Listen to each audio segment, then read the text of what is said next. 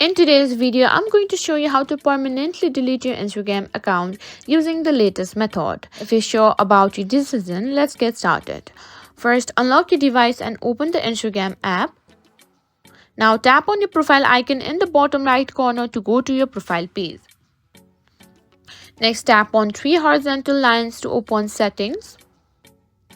Now go to your account center. Tap on personal details and tap on account ownership and control. Here you can find two options to account: deactivate or delete. Now simply tap on delete account. Now you'll be prompted to select a reason for deleting your account. Choose one from the drop down menu. This is required for deletion. Next, you'll need to re-enter your password to confirm your identity. Once you've entered your password, tap on permanently delete my account. A confirmation message will appear here to ensure you want to go through with this. And that's it, your Instagram account has been permanently deleted.